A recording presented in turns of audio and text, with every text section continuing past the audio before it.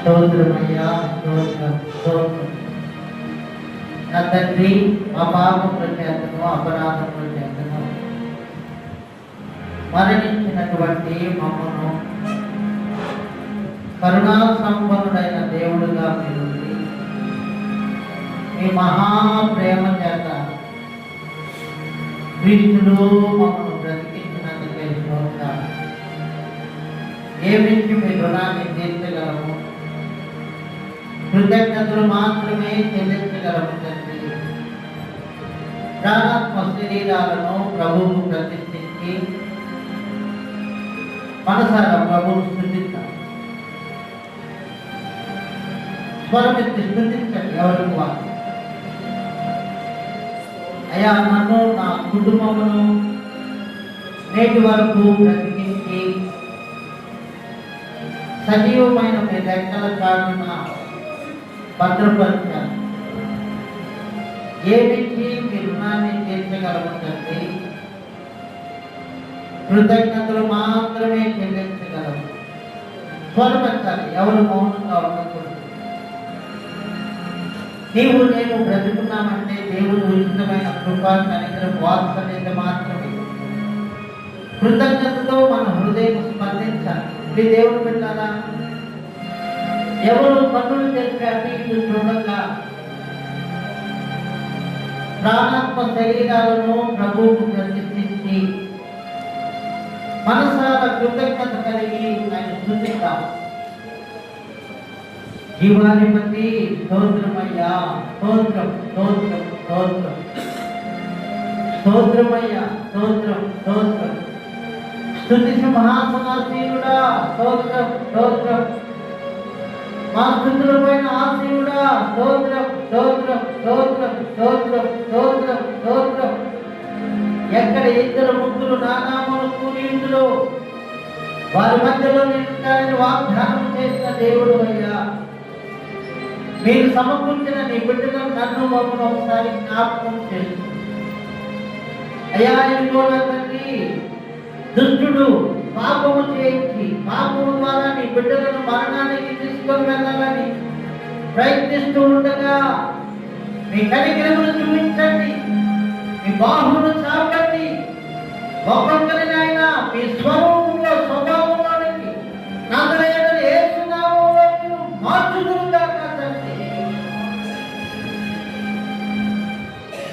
ఒక్కొక్కరినైనా మీ ఆత్మ సాన్నిధ్యంలోనికి మమ్మల్ని తీసుకోండి.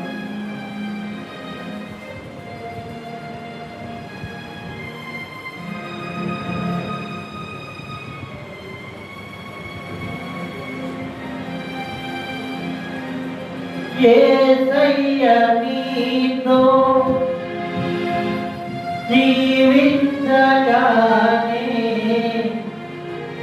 నా బ్రతుకు బ్రతుకుగా మారేనులే. దేవుడు చెప్తారా, యేసయ్యతో మనము జీవిస్తే మన బ్రతుకు బ్రతుకుగా మారుతుంది. మనసారా ఆయనకు సమర్పించుకొని ఆయన ఆరాధిద్దాం. యేసయ్య నీతో జీవించగానే నా బ్రతుకు బ్రతుకుగా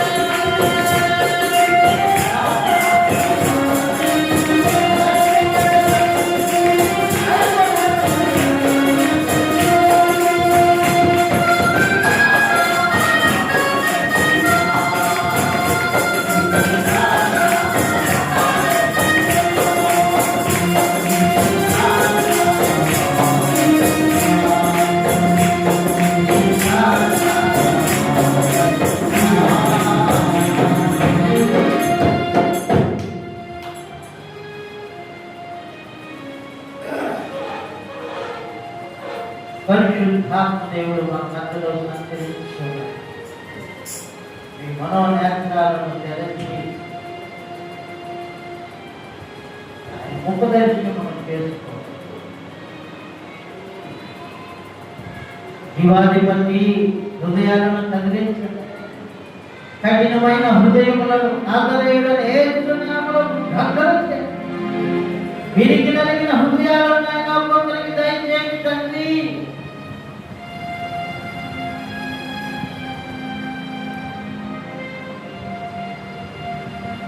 ప్రతి వ్యక్తిని మీరు స్వాధీనపరుచుకోండి. నీకు విరోధముగా క్రియచేసిన విరోధ శక్తులను, ఆరాధనలకు విరోధముగా క్రియచేసిన విరోధ శక్తులను నాజరేయుడైన యేసు నామములో కలిగిన నామములో బంధించుటకై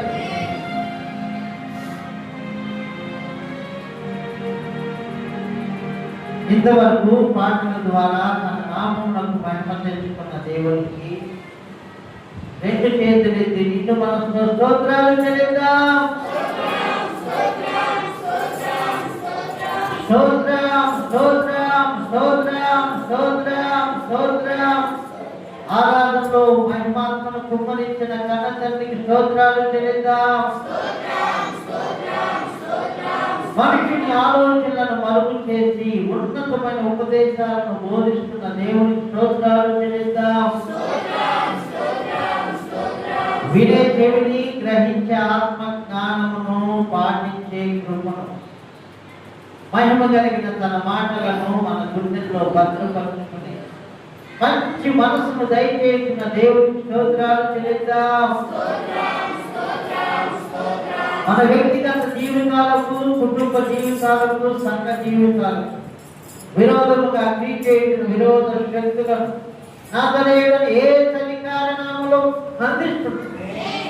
లైపర్ ఆరాధనంతయు ఆయన నామమునకు మహిమకరంగా మనకు దీవెనకరంగా మార్చుతున్న దేవునికి స్తోత్రాలు చెల్లిద్దాం. తండ్రి కుమార పరిశుద్ధాత్మ దేవునికి స్తోత్రాలు చెల్లిద్దాం. స్తోత్రం స్తోత్రం స్తోత్రం స్తోత్రం స్తోత్రం. చక్కగా ఎవరికి వారు వాక్య పరిచర్య నిమిత్తమై ప్రభువుని అడుగుదాం. ప్రార్థనా పూర్వకంగా హృదయాలను సిద్ధపరుచుకుందాం. మన మధ్యలో దైవజనురాలు వాక్య పరిచర్య నిమిత్తం ప్రార్థన చేస్తుండగా అందరం ఏకీవేద్దాం. స్తోత్రమయ్యా పరిశుద్ధమైన తండ్రి, స్తోత్రమయ్యా స్తోత్రం స్తోత్రం స్తోత్రం స్తోత్రం. పరిశుద్ధతలో మహనీయుడైన గొప్ప దేవ అయ్యా, వేవేల స్తుతుల మధ్యలో కొనియాడబడుచున్న మా తండ్రి, ఎందుకు పనికిరని మా కొరకు కృపా సత్య సంపూర్ణులుగా దహించు ఆత్మరూపిగా మా మధ్యలో మీరు సంచరిస్తున్నందుకే మీకు వందనాలు, స్తుతులు, స్తోత్రాలు. మాకంటే గొప్పవారు కనులు అనేకులు ఈ లోకములు ఉన్నప్పటికీ ఎందుకు పనికిరని మమ్మల్ని ప్రేమించి మీ రక్తముతో మమ్మల్ని కొని నాయన నీ బిడలుగా నీ సన్నిధిలోనికి మమ్మల్ని నడిపించారు. అందుని బట్టి మీకు స్తుతులు, స్తోత్రాలు. సజీవులుగా నిలిచి ఉన్నామంటే అది మీ కేవలం మీ కృప మాత్రమే నాయన. అనేకులు రోడ్డు ప్రమాదంలో ఎన్నో అపాయాలు మరణిస్తూ ఉన్నారు.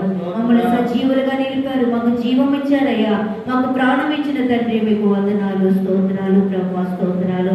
మిమ్మల్ని మనసారా స్తుతించడానికి మీ కృపనిచ్చారు. ఆరాధన వారి వ్యక్తి నడిపించినందుకు మీకు స్తోత్రాలు ప్రభా.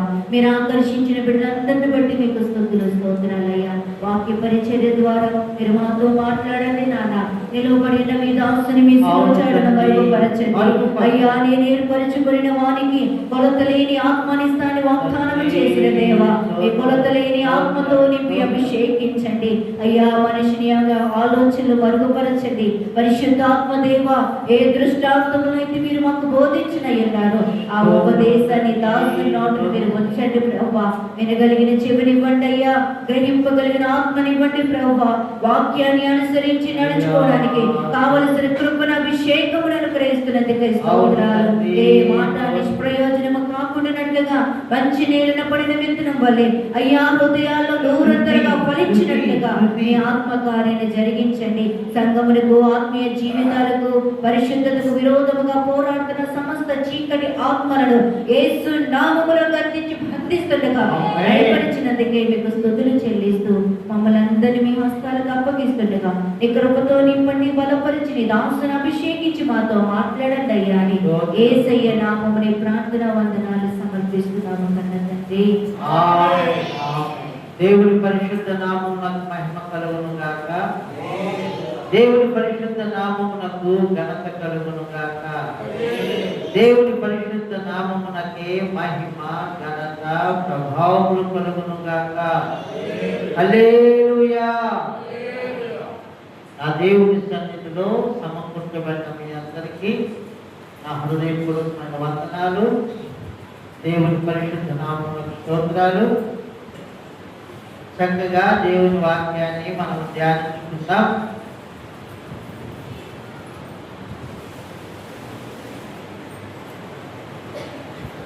పరిశుద్ధ గ్రంథములో నుండి మత్తయి సువార్త 26వ అధ్యాయము 26, 27, 28 వచనాలు చదువుతుంది.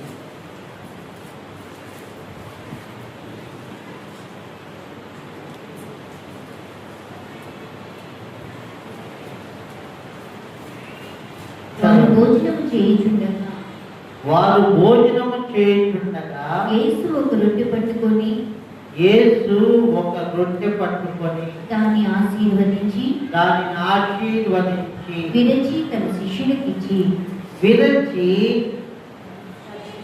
తన శిష్యులకిచ్చి మీరు తీసుకుని తినుడి, దీనిని తీసుకొని తినుడి, ఇది నా శరీరం అని చెప్పాను.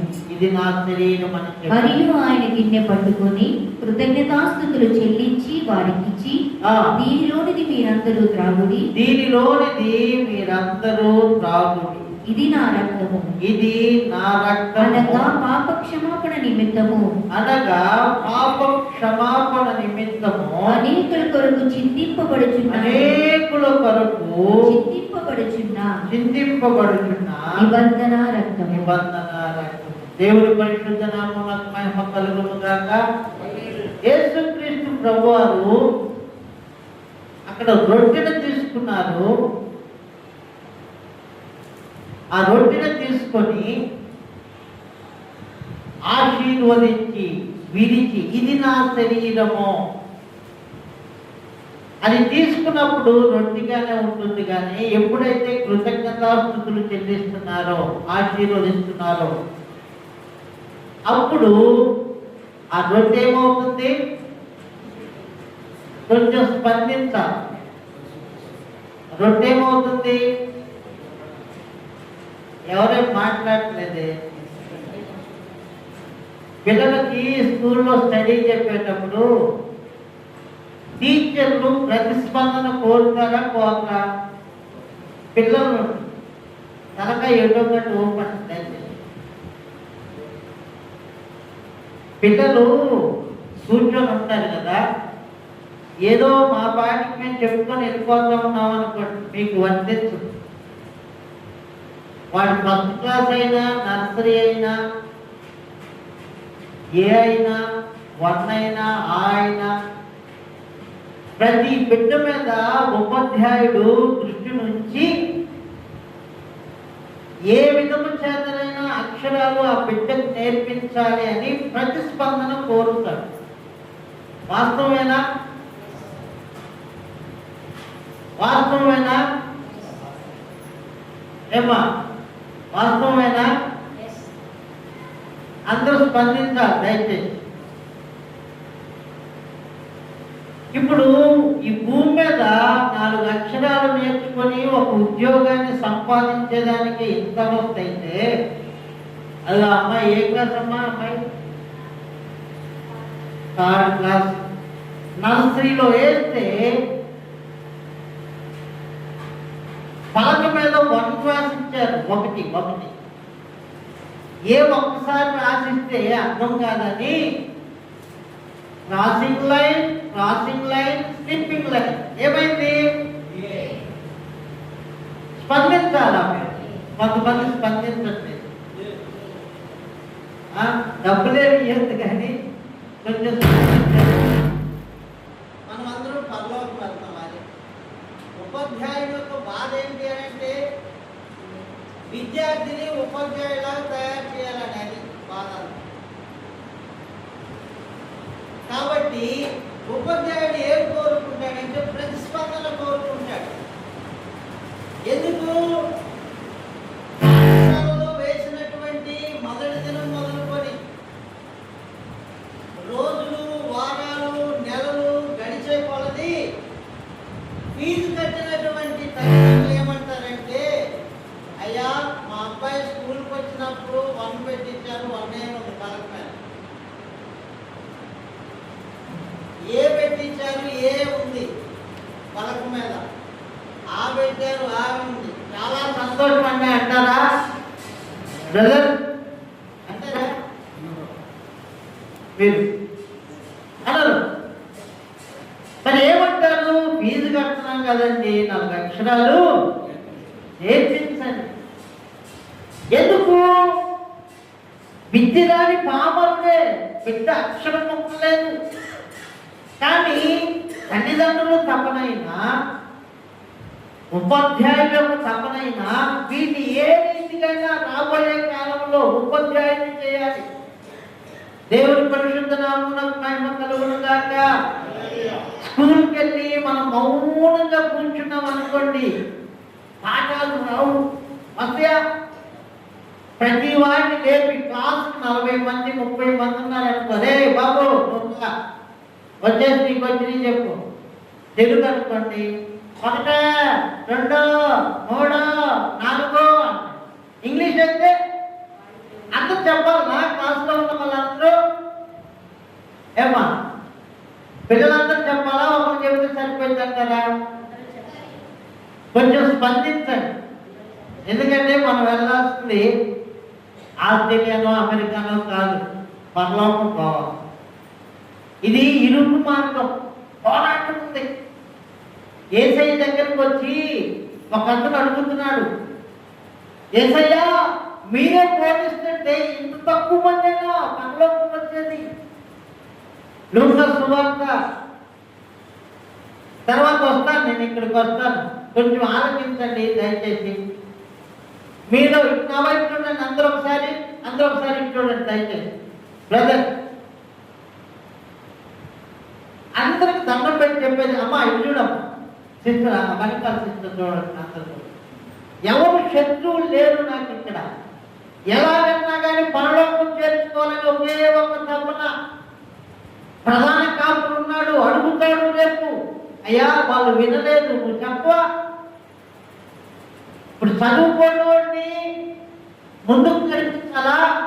ముందుండి చదివేవాడిని ముందుకు నడిపించాలా? ఇప్పుడు అట్లా లేదు. స్కూల్లో బాగా చదివేవాడిని రుద్ది ఏం చేస్తాడు? ర్యాంకు పడుతుంది. మరి చదువున్నాడు పరిస్థితి ఏంటి? అన్యాయం కదని స్పందించిన వాళ్ళనే స్పందింపజేసేసి మందులో కలప. దేవుడి పరిశుద్ధ నామమునకు మహిమ కలుగును గాక. ఇది కాపరి, నిజమైన కాపరి యొక్క గుణలక్షణం. మందను గమనించాలి. 1000 మంది ఉన్నారు కదా వదిలేసే కుదరదు. ఏమన్నాడు అక్కడ? ప్రభువా 13:23 బాబు తీలేదా? లూకా సువార్త 13వ అధ్యాయము. ఒకడు ప్రభువా రక్షణ పొందువారు కొద్దిమందేనా అని సందేహం వచ్చింది ఒక వ్యక్తి.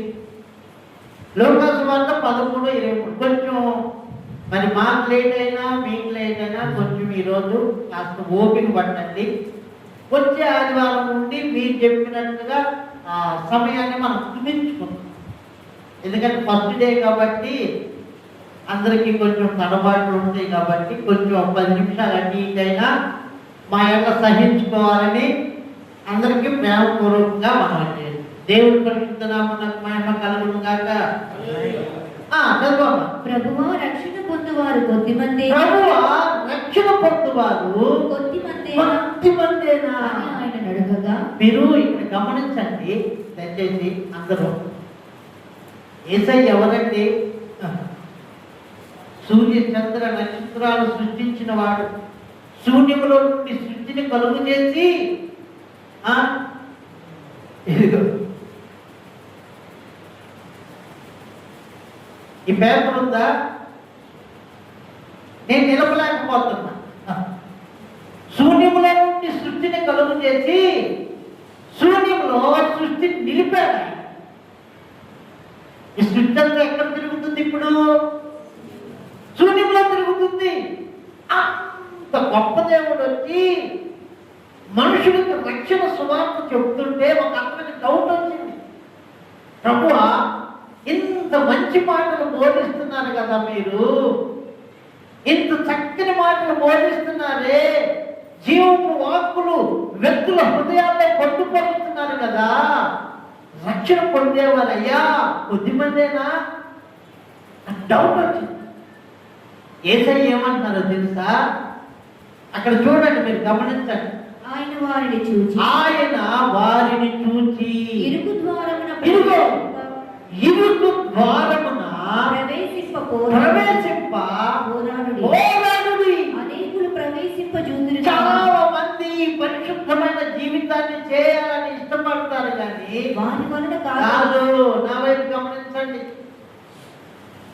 పిలువు పెట్టిన వారు అనేకులు, ఏర్పాట్లు పెట్టిన వారు కొందరే. ఏర్పాట్లో నిలబడాలా, ఏర్పాట్లో ఉంటే కూడా ఏర్పాట్లు పెట్టిన వారిని సైతం సాధారణ మోసం చేస్తున్నాడు. చాలా రోషంగా ఉండాలి క్రైస్తవ జీవితం. లోక ప్రవాహంలో పెట్టుకొని పోయేవాడు క్రైస్తవుడు కాదు. లోకాన్ని గెలిచి నిలిచేవాడే క్రైస్తవుడు. ఇరుకు మార్గమేది. ఏంటి ఇరుకు మార్గం అంటే? జీవితాన్ని దిద్దుకోవడమే ఇరుకు మార్గం. ఈ రోజున యవనస్తులు ఆకాశంలోకి ఎగురుతున్నారు. ఫ్లైట్ లేకుండా ఇదిగో రెక్కల చాపి ఇలా తిరుగుతున్నారు. పర్వతాల పైన అకాలానికి వెళ్తున్నారు. ప్రతిదీ ప్రతిదీ ప్రతిదీ ప్రతిదీ చేయగలుగుతున్నారు. ఒక్క మనసును మాత్రం దేవుని మనసుకు తగినట్లుగా సిద్ధపరచుకోలేకపోతున్నారు. కారణం ఏంటంటే తగిన టీచింగ్ లేదు. ఏ లేదు? మనం ఎలా ఉంటామంటే మన జీవిత విధానాలు, మీరేం బాధపడినట్టు ఒక మాట చెప్పండి. బాడీ ప్రజెంట్, మైండ్ ఆబ్సెంట్ అన్నట్టు. ఒక మందిరంలో ఉందంట ఒక తల్లి, పండగ రోజు వచ్చింది. పాస్టర్ గారు నాలాగా అరిసరిసి వాక్యం చెబుతుంటే మధ్యలో చాచాయి అన్నారు. అడగలేకపోయాడు పాస్టర్ గారు. ఏంటమ్మా, నేను వాక్యం చెప్పడం ఏంటి, మీరు సాయం చేయటం ఏంటంటే, అయ్యా ఈరోజు ఆదివారం కదా, కొంచెం బ్రతికి చేపలు దొరుకుతాయి, వండి ఇంట్లో పెట్టి తలుపు దగ్గరికి వేసి వచ్చాను. అలా తన్నట్టుకుంది అయ్యా, కుక్కలేనట్టుగా ఉంది. మనిషి ఎక్కడుంది చెప్పండి చెప్పండి. మనిషి ఎక్కడుంది? మందిరంలోనే ఉంది. మనసు ఎక్కడుంది? అయ్యా, అందుకే మనసుని మనము ప్రాణాత్మ శరీరాలను దేవుడు అలా సజీవ యాగం చేయాలి. ఆయన శరీరాన్ని రక్తం అని అంటే మామూలు విషయం కాదు. ఈ భూమి మీద ఉన్న ఆహార పదార్థాలన్నిటికన్నా హైయెస్ట్. భూమి మీద ఏ ఆహారం తీసుకున్నా కానీ నిత్యము జీవించగలుగుతారా? స్పందించాలి. జీవించగలుగుతాం మనము. ఇది నా శరీరము, ఇది నా రక్తము, ఇది మీ పాప క్షమాపణ నిమిత్తం నేను చిందించబోతున్నా. అయితే ఈ రక్తము శరీరం ఏం చేస్తుందో చూద్దాం. యోహాను సువార్త 6వ అధ్యాయము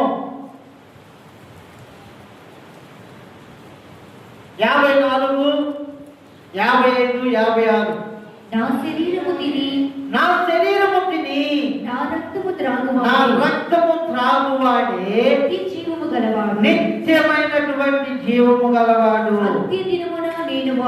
అంత్యదినమున నేను ఆ వ్యక్తిని లేవు.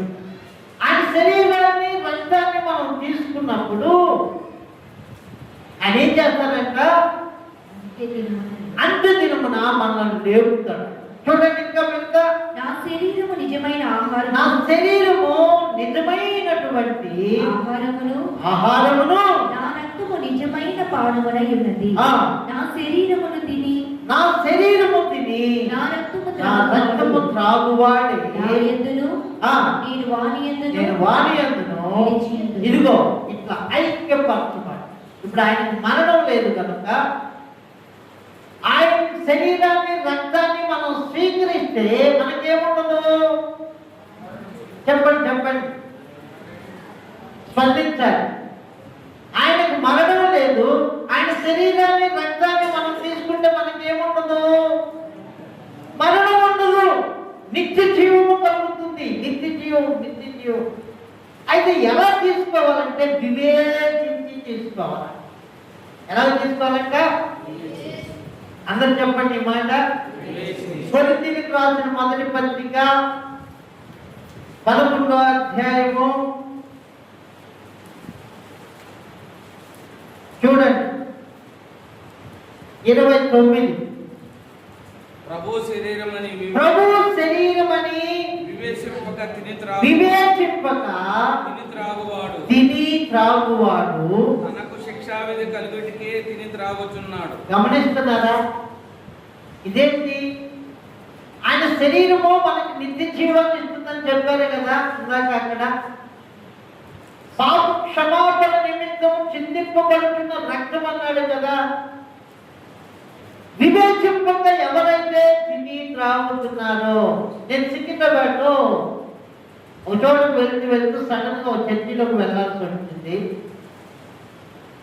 అక్కడ వెళ్ళేసరికి అందరూ ఆడపిల్లలు ఇదిగో ఇక్కడికి స్కర్ట్లు వేసుకొని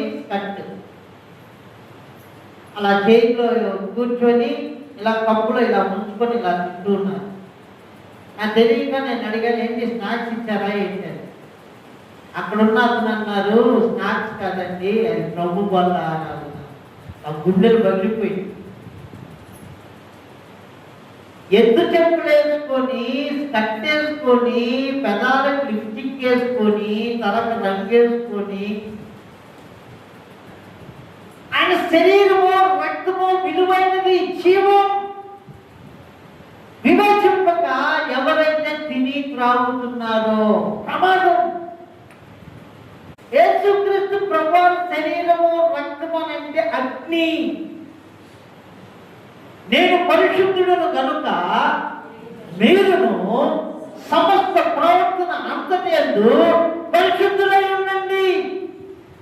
ఈ పరిశుద్ధమైనటువంటి అగ్ని శరీరము రక్తము ఇప్పుడు నీ హృదయంలోకి వస్తుంది. జాగ్రత్త గమనించండి. వివేచింపక తిని త్రాగితే నష్టం, ప్రమాదం. నేను మా పాస్టర్ గారిని ఒక చోట మెసేజ్ కొన్ని బాటిల్లో ఇట్లాంటి చలికాలం కొన్ని గోరువెచ్చని నీళ్లు పోయమని చెప్పాను తాగటానికి. ఆమె కూడా అడావుడిలో ఉండి బాటిల్లో కిన్లీ బాటిల్ ఉంటాయి కదా, కిన్లీ బాటిల్, దాంట్లో ఈ వేడి నీళ్ళు పోసేసరికి ఇదిగో నా వైపు చూడండి, బాటిల్ మొత్తం ఇట్లా నమస్కారం చేసి నేను ఆశ్చర్యపోయింది. ఏంటో పట్టుకొని చూస్తే నీళ్లు వేడిగా ఉన్నాయి. అంటే ఈ వేడిని ఈ బాటిల్ ఏం చేసింది? పట్టుకోలేదు. మీ దేవుడు పెట్టారా, మీ అందరూ దండం పెట్టి చెప్తున్నాను, కొంచెం వివేచించండి. నేను పరిశుద్ధులను కనుక మీరును సమస్త ప్రవర్తన యందు పరిశుద్ధులై ఉండండి. ఇప్పుడు కేజీ దాన్ని ఏమంటారు, కేజీ రాయి ఉంటుంది కదా. ఇప్పుడైతే అన్ని నంబర్లు వచ్చేసి తూకం వేసేటప్పుడు తక్కిలో కేజీ, హాఫ్ కేజీ ఉంటాయి కదా. ఈ ఇనుప అచ్చుని ఒకవేళ తయారు చేయాలంటే ప్లాస్టిక్ డైలో పోసేది అనుకోండి, కరగబెట్టిన ఇనుము తట్టుకునిందా? కాలిపోయి. మరి ఎలాంటిదై ఉండాలి ఇది కూడా ఇనుపదై ఉండాలి. దేవుడి పరిశుద్ధ నామమునకు మహిమ కలుగును గాక. ఆయన శరీరము రక్తము మనకు జీవమే, నిత్య జీవాన్ని కలుగు చేస్తుంది.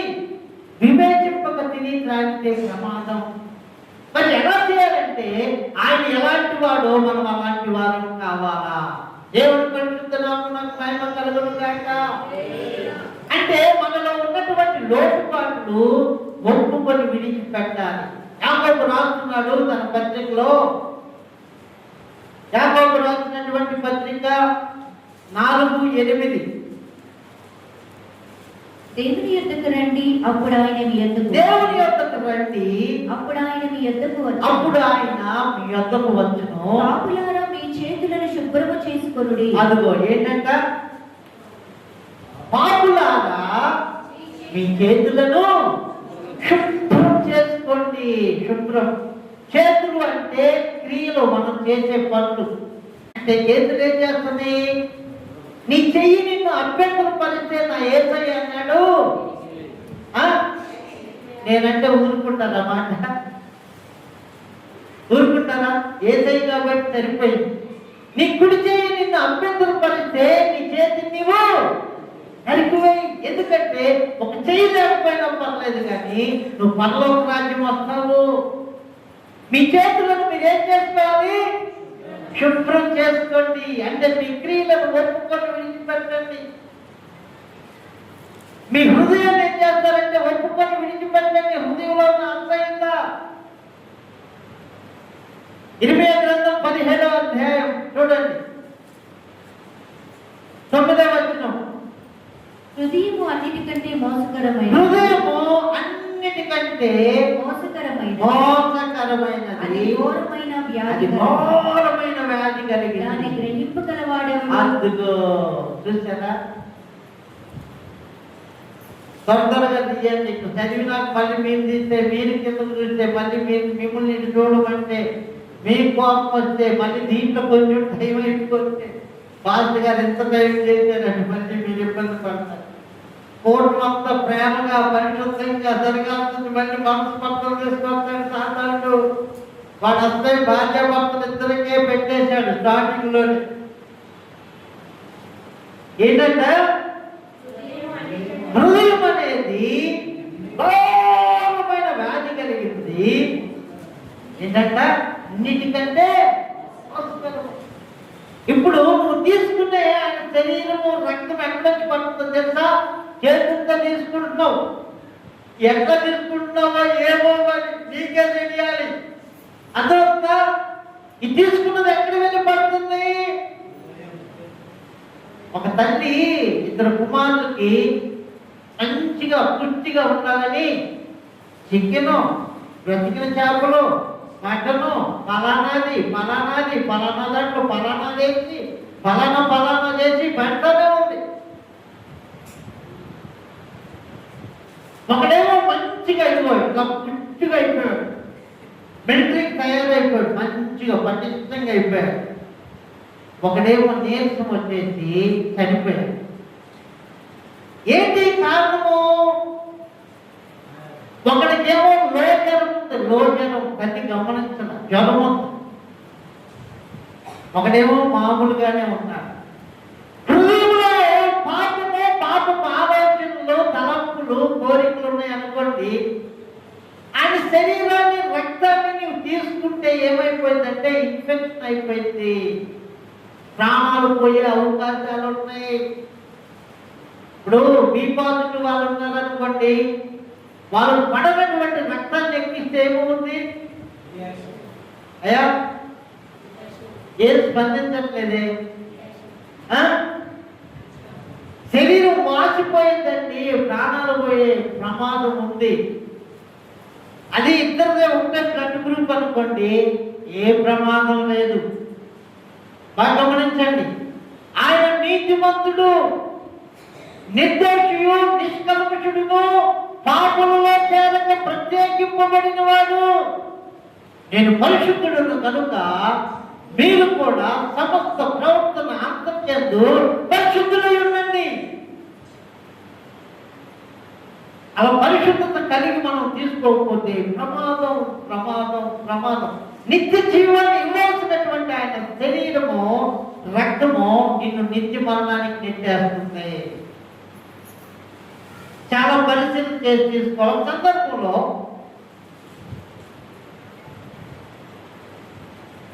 దినవృత్తాంత దినవృత్తాంతం మొదటి గ్రంథము 13వ అధ్యాయం 9వ వచనం చదువుకున్నాం.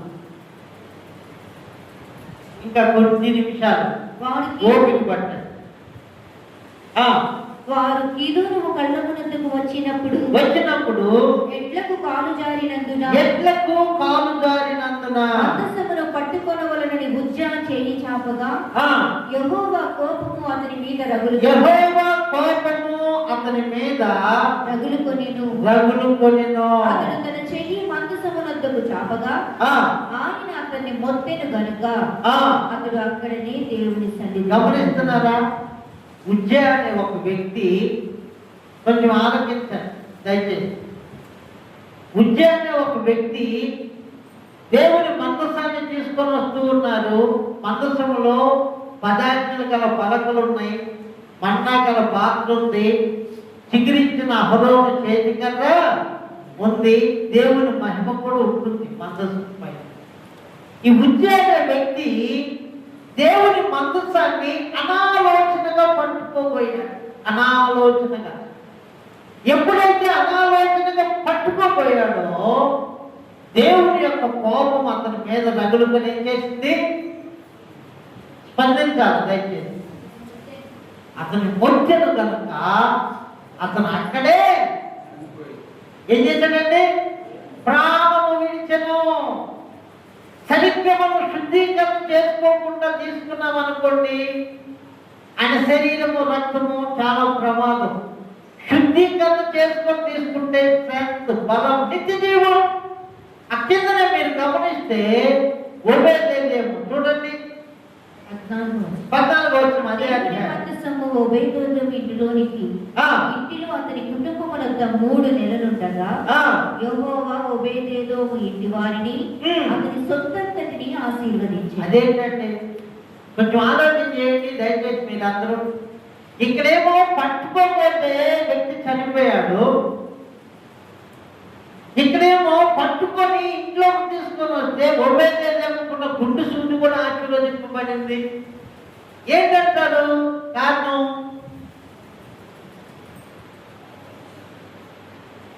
ఎవరైనా స్పందించట్లేదే. ఓబేదేదోము వినయ భయభక్తులతో లోటుపాట్లను ఒప్పుకొని విడిచిపెట్టి, అతిక్రమను దాచిపెట్టువాడు వర్ధిల్లడో వాటిని ఒప్పుకొని విడిచిపెట్టువాడు కనికరం పొందుతాడు. ఓబేదేదోము అంతా ఒప్పుకొని విడిచిపెట్టి, యోహాను తన పత్రికలో రాస్తాడు, మన పాపములను మనం ఒప్పుకొని ఆయన నమ్మదగిన వాడు కనుక ఆయన మన సమస్త దుర్నీతిని కడిగి పవిత్రపరుస్తాడు. యేసు రక్తము ప్రతి పాపము నుండి మనల్ని పవిత్రపరుస్తుంది.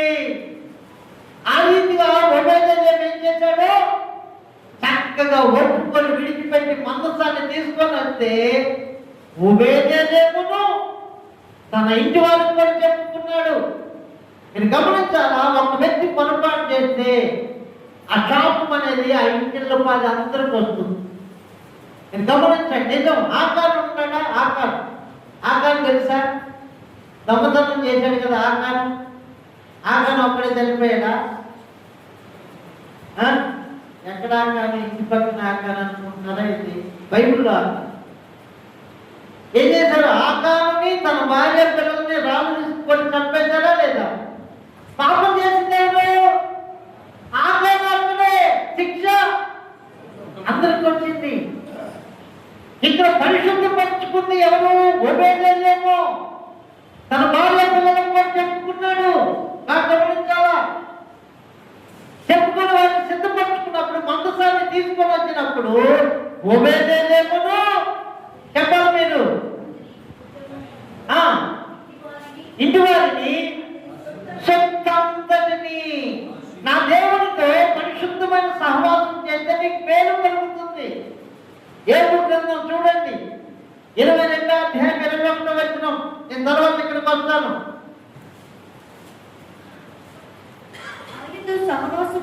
ఆయనతో నువ్వు మనస్సు కలిగి సహవాసం చేస్తే నీకు సమాధానం కలుగుతుంది. అలాగుననే నీకు మేలు కలుగుతుంది. అదే మేలు ఓబేదేదోము కలిగింది. మరి ఉజ్జా కీడెందుకు కలిగిందంటే దేవుని మనసు ఉజ్జా మనసు కలవల. పాపము మనసుతో మందసాన్ని పట్టుకోబోయాడు కనుక ఉజ్జా ఏమైపోయాడు? చనిపోయాడు. అందుకే ఇశ్రాయేలీయులు పస్కా తీసుకునేటప్పుడు పస్కాకు ముందే వచ్చేవాళ్ళు పల్లెటూళ్ళ నుండి. యోహాను సువార్త 11వ అధ్యాయము 55వ వచనం. మరియు యూదుల పస్కా పండుగ సమీపమై ఉండెను గనుక ఆ. అనేకులు తమను తాము శుద్ధి చేసుకొనుటకై ఆ. పస్కా రాకమునుపే పస్కా రాకమునుపే పల్లెటూళ్ళలో పల్లెటూళ్ళలో నుండి వచ్చి యెరూషలేమునకు వచ్చిరి. కొంచెం గమనిస్తున్నారా? పస్కా వచ్చినాక వచ్చారా? అదే రోజు పస్కా రాకముందు వచ్చారా? కొంచెం స్పందించండి దయచేసి. పస్కా రాకముందే వచ్చారు. ఎందుకు వచ్చారు? తమను తాము శుద్ధి చేసుకోవడానికి వచ్చారు. ఎందుకు శుద్ధి చేసుకోవాలంటే వాళ్ళు అక్షరానుసారమైన పస్కా తీసుకుంటారు కనుక. మనము ఆత్మ సంబంధమైన క్రీస్తు పస్కా పశువు వధింపబడ్డాడు. కొరింథీయులకు రాసిన మొదటి పత్రిక 5:7 చూడండి. టకటక చదవండి. కొంచెం సమయమే ఓపిక పట్టండి. చదవండి. మీరు పులిపిండి లేని వారు కనుక రక్తము తగుటకై ఆ పాతదైనంటే పాప ప్రాచీన స్వభావం తీసి పారవేయండి. ఇంతే కాక ఒక నిమిషం. పులిసిన పిండి మంచి పిండిలో కలిపితే ఏమైంది? తల్లులకు తెలుసు అందరికి. ఏమైంది చెప్పండి? మంచి పిండి కూడా పొల్లగా అయింది. డ్రమ్ము పాలు ఉన్నాయండి. డ్రమ్ము పాలు ఉన్నాయి. కొంచెం మట్టి తీసుకొని చేశారనుకోండి ఏమైపోతుంది? అందుకే మూత లేని పాత్రలో అంత మలినమైపోయింది. హృదయం అనే ఈ గిన్నెకి మూత ఉండాలా? పులిసిందంటే లోక సంబంధమైనటువంటి వేస్టేజ్ నీ హృదయంలో పడితే నీలో ఉన్న పరిశుద్ధత కూడా పాడైపోతుంది. అందుకని మనం ఏం చేయాలంటే పస్కా రాకముందే రావాలి. శుక్ర శని మంచిగా శుద్ధీకరణ చేసుకొని పాపము ఒప్పుకొని చేసుకొని ఆదివారానికి మనం సిద్ధపడాలి. పస్కా రాకముందే పల్లెటూళ్ళ నుండి వచ్చారు. ఎందుకంటే పస్కాని వాళ్ళు ఆచరించడానికి పులిసిన పిండి అంతా తీసి పడవేయాలి. ఇక్కడేమన్నారు చూడండి. ఇంతే కాక క్రీస్తు అని మన పస్కా పశువు వధింపబడ్డాడు. నీకు నాకు జీవాన్ని ఇవ్వడానికి సృష్టికర్త అయిన దేవుడు మానవుడుగా వచ్చి ఆ బాధ వర్ణనాతీతం ఆయన కొట్టి కొట్టి కొట్టి కొట్టి కొట్టి కొట్టి కొట్టి కొట్టి నా ప్రభుని పక్కటెముకలు కూడా కనబడినాయండి. ఏదో మనం వచ్చేసి చెత్త తీసుకొని వెళ్ళిపోతాం. తెలియదు వాల్యూ. 2 మాట చూడండి. ఆయన ఎంత ప్రయాసపడితే మనకి ఆ పస్కా పశువు వధింపబడిందో. కీర్తనల గ్రంథము 129:3, యెషయా గ్రంథము 50వ అధ్యాయము 6వ వచనము తొందరగా చదవండి. దున్నువారు నా వీపు మీద దున్నిరి. దున్నువారు నా వీపు మీద దున్నిరి. వారు చాళ్లను పొడుగుగా చేసి నా వైపు చూడండి దయచేసి. పొలాన్ని దున్నారా? ఎవరన్నా దున్నిన పొలాలు చూసారా? ఎక్కడన్నా దున్నిన పొలాలు? థ్యాంక్ యూ బ్రదర్, స్పందించినందుకు. చూశారు, మనమందరం చూసాం. పొలం దున్నినాక ఇటు చూడండి. దున్నది ఇంతన్నా ఉంటుందా? కొంచెమన్నా ఎక్కడన్నా దున్నది కొంచెం కూడా ఉండదు. ఎందుకంటే మొత్తం పండించాలి. ఆ ప్రభుని కొట్టి కొట్టి కొట్టి కొట్టి కొట్టి కొట్టి ఆయన వీపుని ఏం చేశారు? సావగా చేశారు. కొడితేనంట ఒక దెబ్బకి కొరడ దెబ్బకి ఇంతంత మాంసం ఊడొచ్చేది. నీ కొరకు నా కొరకు ఆహారంగా మార్చబడడానికి ఆయన సహించుకున్నాడు. జస్ట్ ఇంత కొబ్బరికాయ కొట్టిస్తేనే ఇట్లా పెట్టి ఇట్లా తీసుకుంటున్నారే. సృష్టికర్త అయిన దేవుడు నీ కొరకు నా కొరకు పిండమైన సొగసైన స్వరూపమైన లేదు. ఆయన నలుగుబెట్టుటకు ఆ తండ్రి అయిన దేవునికి ఇష్టమైంది. యెషయా గ్రంథము 56 చూడండి. కొట్టువారి 50 అధ్యాయము 6 వచనం. అది కంప్లీట్ అవ్వలేదు అది. అప్పగించి తిరిగి వెంట్రుకలు పెరిగివేయు వెంట్రుకలు పెరిగిపోయే వారికి నా చెంపలు అప్పగించాను. ఉమ్ము వేయ వారికి నా ముఖాన్ని దాచుకోవాలి. వాస్తవంగా నా మీద పడాలి ఉమ్ము. నా ప్రభువు నేను తట్టుకోలేనని, నువ్వు తట్టుకోలేవని ఆయన ముఖం అడ్డం పెట్టాడు. ఎంత ప్రేమ అండి, ఎంత త్యాగం ఉంది దాని వెనకాల. కీర్తనల గ్రంథం చూడండి 22:17. నా ఎముకలన్నీ నేను లెక్కింపగలను. అంటే ఎలాగా? మనకి ఎప్పుడన్నా జస్ట్ ఎముక కనబడింది అనుకోండి, దెబ్బ తగిలింది, ఇక అంతే. ఆ బాధ వర్ణనాతీతం. అవునా కదా? యేసయ్యను కొట్టి కొట్టి కొట్టి కొట్టి నీ కొరకు నా కొరకు కొట్టి కొట్టి కొట్టి కొట్టి ఇంత ప్లేస్ కూడా సూది పిచ్చంత ప్లేస్ కూడా లేదంట. మాంసం అంతా కూడిపోయింది. ఆయన మాంసమే ఇప్పుడు నీకు నాకు జీవంగా ఇస్తున్నాడు. ఆయన కార్చిన రక్తదారులే నీకు నాకు పాఠ్యంగా ఇస్తున్నాడు. మనం శుద్ధి చేసుకొని తీసుకోవాలి, చాలా జాగ్రత్తగా తీసుకోవాలి, లేకపోతే ప్రమాదం. వివేచింపగా తిని త్రాగువాడు తనకు శిక్షా విధి కలుగుటకే తిని తాగుతున్నాను. ఆ పక్కటన్నీ కనబడుతుంది అయ్యా. ఎందుకంటే మీకు జీవాహారంగా మార్చబడటానికి. మిమ్మల్ని మీరు పరిశుద్ధ పరుచుకొని తీసుకోనండి.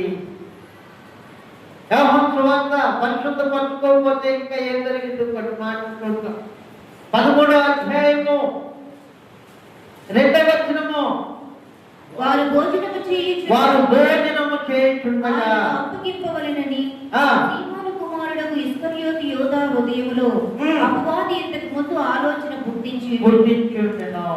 ఈ భోజన క్రమం జరుగుతూ ఉన్నప్పుడు యోధా హృదయములో చెడు ఆలోచన పుట్టిస్తూ ఉన్నప్పుడు నా ప్రభు ఏం చేశాడో తెలుసా? ఒకసారి గమనించండి.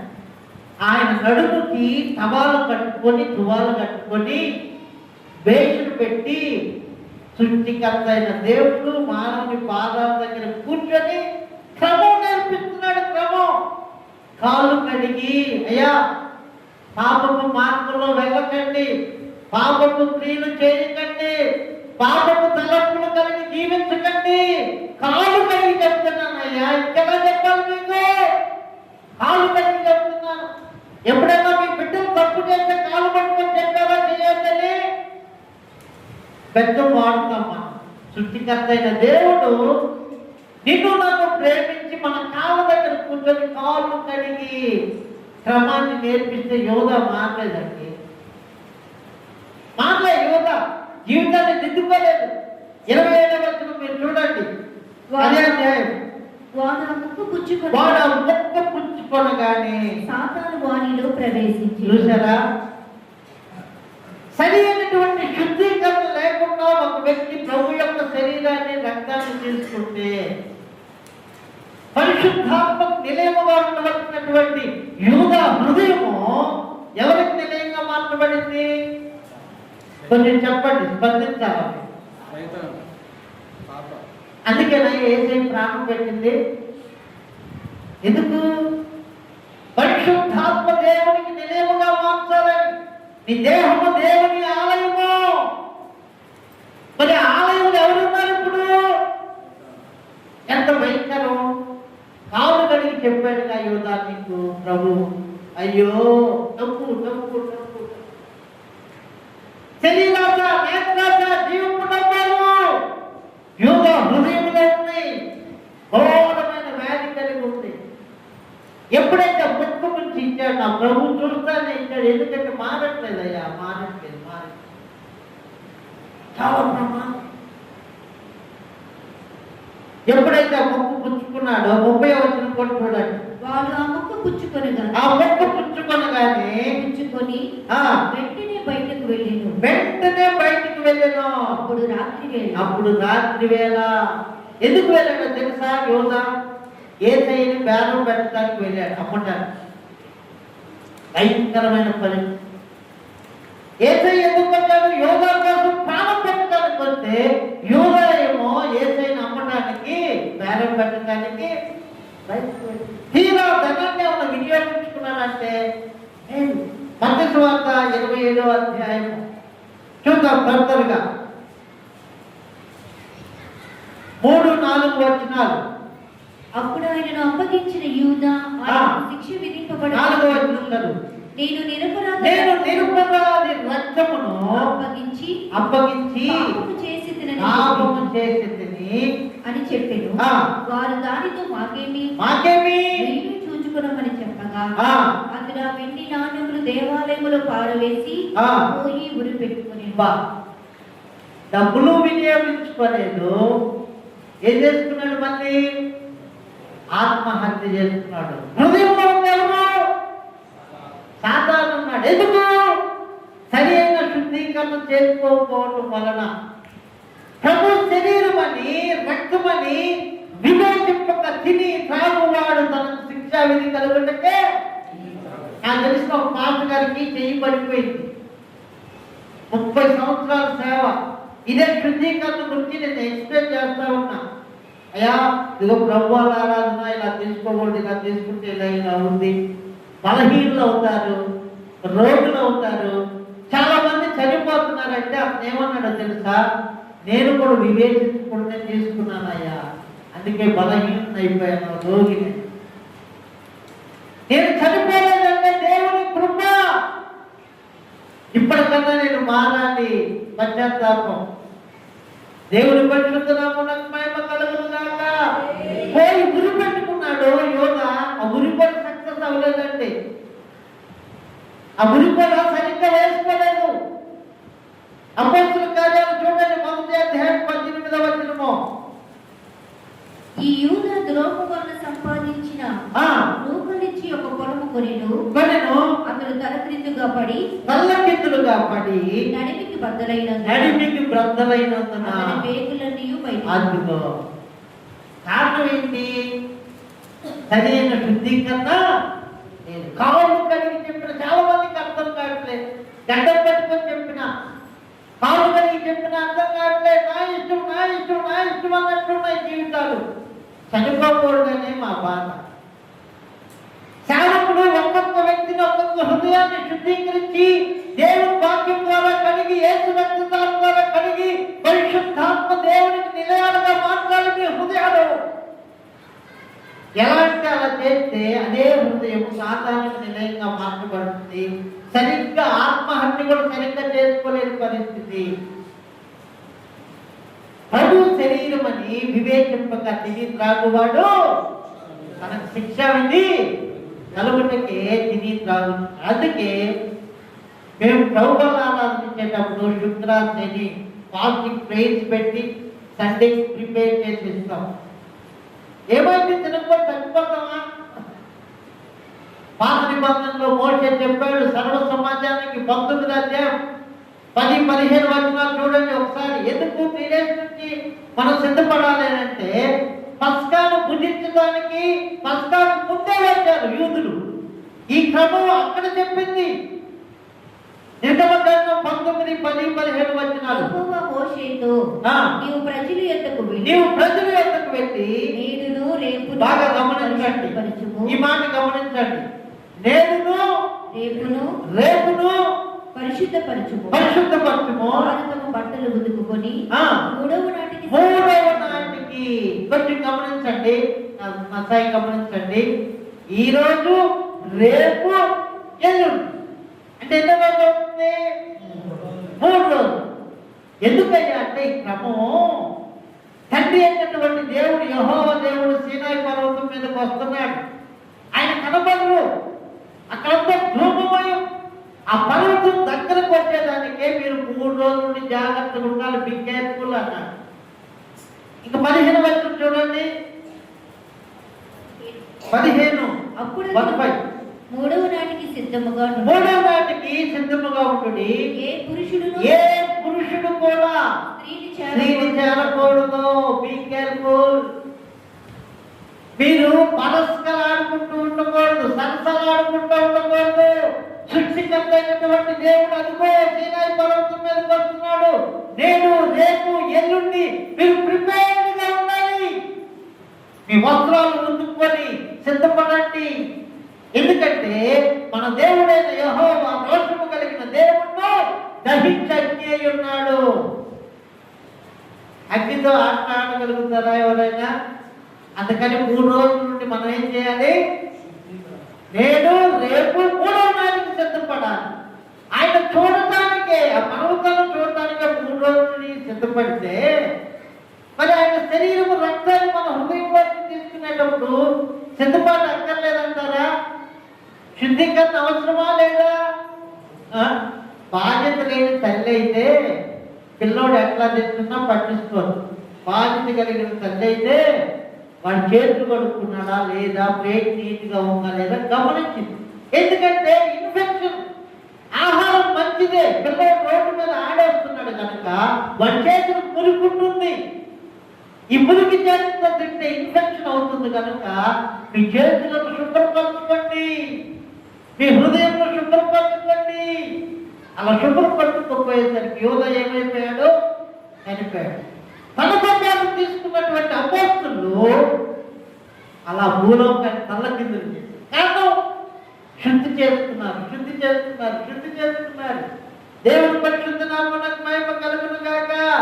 అపోస్తుల కార్యాలు 5వ అధ్యాయం 15వ వచనం. తనతో పాటు ప్రభువారాధన తీసుకున్న వ్యక్తుల్లో ప్రథముడు అపోస్తుడైన పేతురు. అందుచేత పేతురు వచ్చుచుండగా రోగులను వీధుల్లోనికి తెచ్చి వారిలో ఎవరి మీదనైనను అతని నీడైనను పడవలెనని మంచముల మీదను అరుపుల మీదను వారు ఉంచిరి. మరియు యెరూషలేము చుట్టూరుండు పట్టణముల జనులు రోగులను అపవిత్రాత్మల చేత పీడింపబడిన వారిని మోసుకొని కూడి వచ్చిరి. వారందరూ స్వస్థత పొందారు. దేవుని పరిశుద్ధ నామమునకు మహిమ కలుగును గాక. నా యందు విశ్వాసం ఉంచువాడు నాకన్నా గొప్ప కార్యాలు చేయాలని యేసయ్య చెప్పాడు కదా. యేసయ్యను వస్త్రపు చెక్కు ముట్టుకుంటే స్వస్థత వస్తే, అదే యేసయ్యని ఆయన శరీరాన్ని రక్తాన్ని గుండెల్లో పవిత్రంగా చేర్చుకున్నటువంటి పేతురు నీళ్లు పడితే రోగులు లేచి నిలబడ్డారు. మరి యోధ పరిస్థితి ఏంటి? మనం ఎలా ఉన్నాం ఒకసారి పరిశీలన చేసుకోవాలి దయచేసి. ఇది ఆషామాష విషయం కాదు. నువ్వు మారు మనసు సరిగ్గా పొందకపోతే మళ్ళా పొందేదానికి అవకాశం ఉంది. నువ్వు బాప్తిసం సరిగ్గా తీసుకోకపోతే మళ్ళా తీసుకునేదానికి అవకాశం ఉంది. ఒకవేళ నువ్వు దావీదులాగా పరిశుద్ధాత్మ దేవుని కొంచెం ఇబ్బంది పడితే మళ్ళా పొందుకునేదానికి ఉంది. కానీ యేసయ్య శరీరాన్ని రక్తాన్ని నీటిగా శుద్ధీకరించుకోకుండా తీసుకోకపోతే ప్రమాదం, చాలా ప్రమాదం. అందుకే దయచేసి మీకు చెప్పేది ఏంటి అంటే, మనస్సాక్షి చంపుకొని ఏది చేయకండి. ఈరోజు కాకపోతే రేపు చేసుకుంటాం, రేపు కాకపోతే ఎల్లుండి చేసుకుంటాం. ఆయన శరీరాన్ని రక్తాన్ని పరిశుద్ధంగా తీసుకోమన్నాడు. కానీ ఇప్పటికిప్పుడే తీసుకోబట్టి వస్తామన్నాడా ప్రభు? అలా అందరూ శుభ్రంగా తీసుకోవాలి, పరిశుభ్రంగా తీసుకోవాలి. 3వ నాటికల్లో బట్టలు ఉతుక్కోమన్నాడు.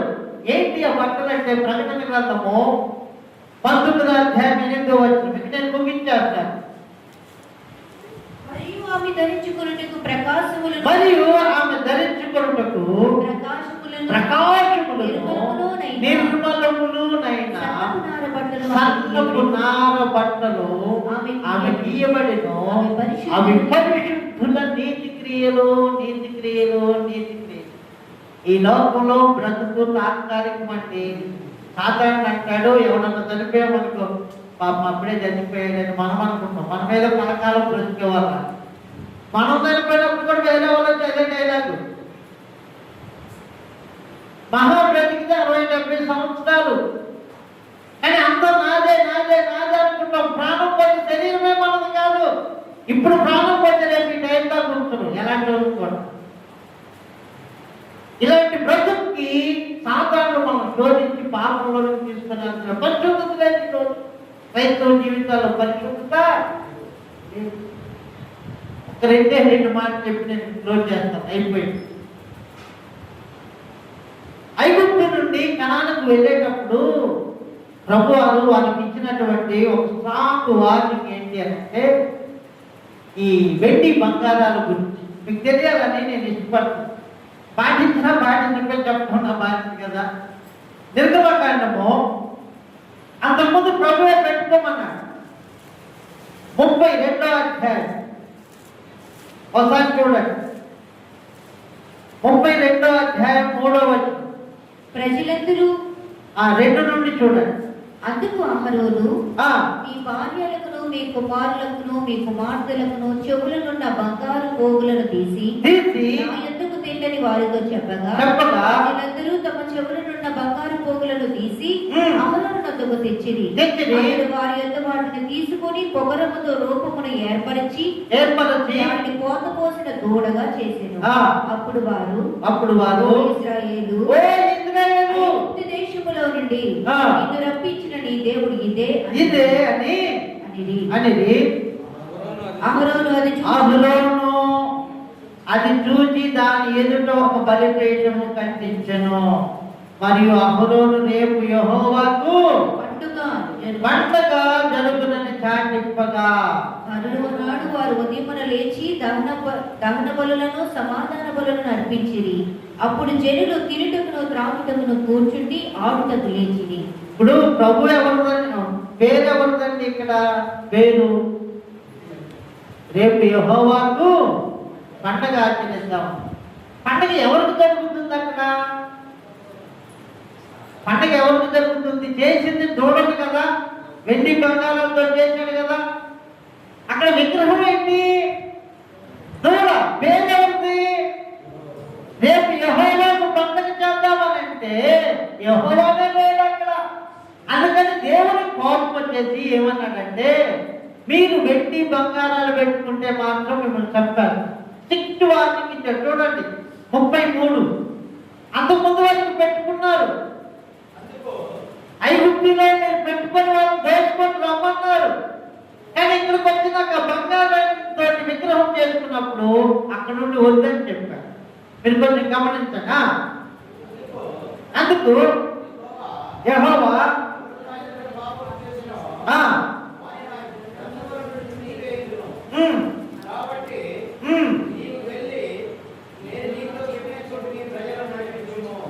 (33:5) నుండి కాగా యెహోవా మోషేతో ఇట్లా నేను నీవు ఇశ్రాయేలుతో మీరు లోబడనొల్లని ప్రజలు ఒక క్షణ మాత్రము నేను మీ నడుమునకు వచ్చిదినా మిమ్మల్ని నిర్మూలము చేసేదను. అదిగో కనుక ఏం చేస్తాను? నేను మీ మధ్యలోకి వస్తే నిర్మూలన చేస్తా. ఎందుకంటే విగ్రహారాధన చేస్తున్నారు మీరు. ఏమి చేయవలనో అది నాకు తెలియనట్లు మీ ఆభరణములను మీ మీద నుండి తీసివేయుడని చెప్పెను. కాబట్టి ఇశ్రాయేలీయులు హోరేబు కొండ మీద తమ ఆభరణములను తీసివేసిరి. దేవుని పరిశుద్ధ నామమునకు మహిమ కలుగును గాక. ఇక్కడ నుండి స్ట్రిక్ట్ వార్నింగ్ ఇచ్చాడు. ఆదికాండంలో కూడా 35వ అధ్యాయంలో బేతేలు ప్రార్థనా మందిరానికి వెళ్దామంటే మిమ్మల్ని మీరు శుచిపరచుకోండి అన్నప్పుడు వారందరూ కూడా తమ ఆభరణములను తీసి యాకోబుకి ఇచ్చారు. యాకోబు తన ఇంటి వారితోనూ తన యొద్దనున్న వారందరితో ఈ యొద్దనున్న అన్య దేవతలను పారవేసి మిమ్మల్ని మీరు శుచిపరచుకొని ఈ వస్త్రములను మార్చుకుని మనము లేచి ఎక్కడికి వెళ్ళాలంట? బేతేలు అంటే దైవ మందిరము. అందుకని దేవుడు అన్నాడు మీరు శుచిపరచుకోండి అంటే వాళ్ళు ఏం చేశారు? అక్కడ వారు తమ ఎదురున్న అన్య దేవతలన్నిటినీ తమ చెవులనున్న పోగులను యాకోబునకు అప్పగింపగా యాకోబు శేకెములో మస్తిక వృక్షము క్రింద దాచిపెట్టెను కాదు, ఇంగ్లీష్ లో పాతి పెట్టెను అని. ఎందుకయ్యా ఇలా చేశారు అని అంటే వీళ్ళు విగ్రహాలను చేస్తున్నారు. అలా మీరు చేయకూడదు. ఒకరోజు కన్ను మూసాడు. ఎక్కడ తెరిచాడు కళ్ళు? పాతాళంలో తెరిచాడు. ఎందుకంటే ఇష్టానుసారమైన జీవితం ఒకటి ఎదుట సరి అయినదిగా కనబడే మార్గం కలదు, తదుపరి మరణమునకు దారి తీయను. దేవుని చిత్తం మాత్రం నిత్య జీవం చేరుస్తుంది. దేవుని పరిశుద్ధ నామమునకు మహిమ కలుగును గాక.